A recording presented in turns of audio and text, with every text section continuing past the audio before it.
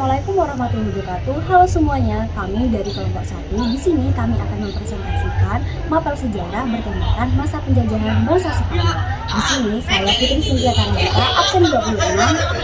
Saya Ayu Diarmini Asya Rabini, absen 6. Saya Novelia Jumandi, absen 23. Saya Donera Muldia, absen 25. Saya Salana Aura Syahrani, absen 33.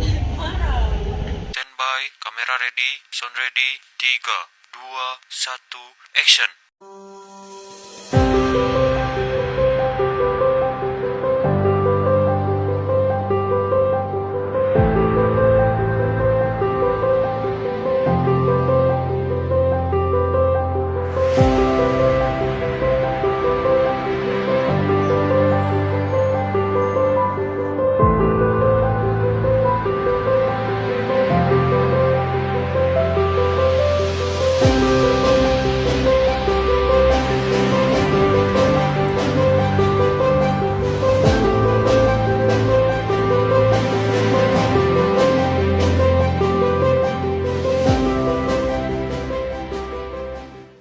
Satu, tujuan kedatangan Spanyol. Spanyol mulai tertarik untuk menjelajahi Indonesia setelah keberhasilan Portugal dalam menemukan dan menguasai jalur perdagangan rempah-rempah di Maluku.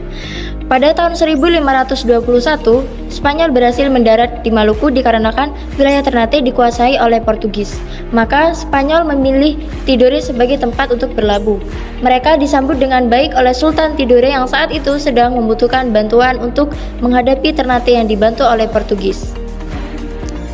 Maluku pada saat itu merupakan satu-satunya wilayah di dunia yang menghasilkan rempah-rempah, cengkeh, dan maja. Selain mencari kekayaan, Spanyol juga menyebarkan agama Kristen dan ingin mencari kejayaan. Dua latar belakang. Hindia Timur atau Indonesia telah lama dikenal sebagai daerah penghasil rempah-rempah seperti vanili, lada, dan cengkeh. Rempah-rempah ini digunakan untuk mengawetkan makanan, bumbu masakan, bahkan bahan baku obat-obatan. Karena kegunaannya, rempah-rempah ini sangat laku di pasaran dan harganya pun mahal. Hal ini mendorong para pedagang Asia Barat dan monopoli perdagangan rempah-rempah. Mereka membeli bahan-bahan ini dari petani Indonesia dan menjualnya ke para pedagang Eropa. Jatuhnya Konstantinopel pada tahun 1453 membuat perdagangan rempah-rempah ke wilayah Eropa terputus. Situasi ini mendorong orang-orang Eropa menjelajahi jalur pelayaran ke wilayah-wilayah yang memiliki bahkan rempah-rempah termasuk Kepulauan Nusantara Indonesia. Bangsa Spanyol merupakan salah satu bangsa yang melakukan penjajahan samudra bersama dengan Portugis.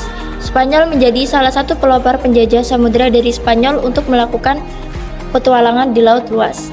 Untuk menghindari konflik yang mungkin timbul, kemudian diadakan perjanjian Tordelas antara Spanyol dan Portugis yang mengatur mengenai penjajahan samudra.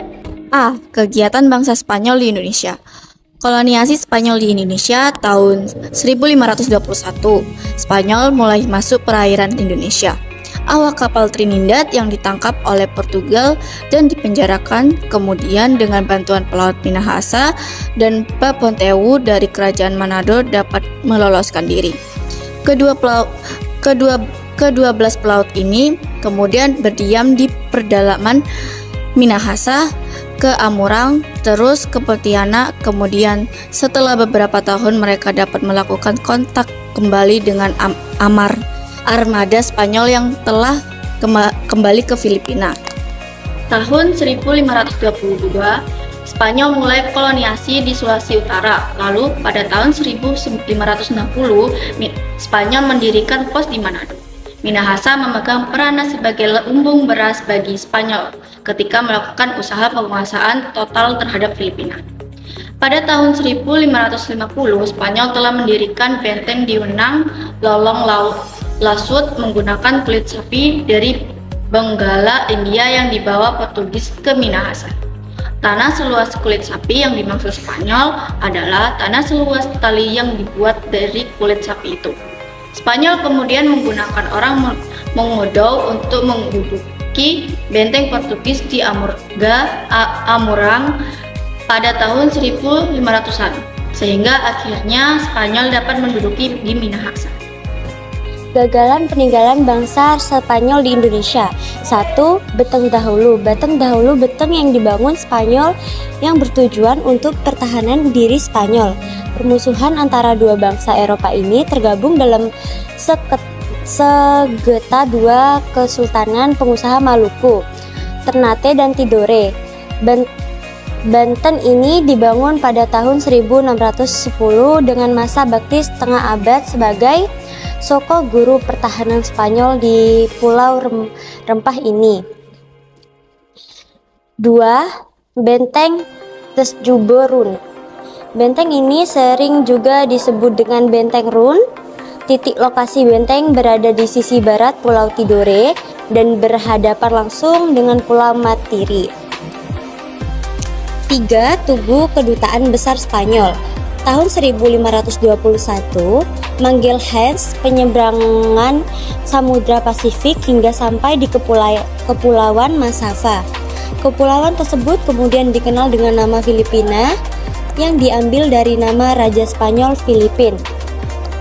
Di Filipina, Magallanes membuat tugu peringatan bahwa kepulauan tersebut merupakan wilayah Spanyol.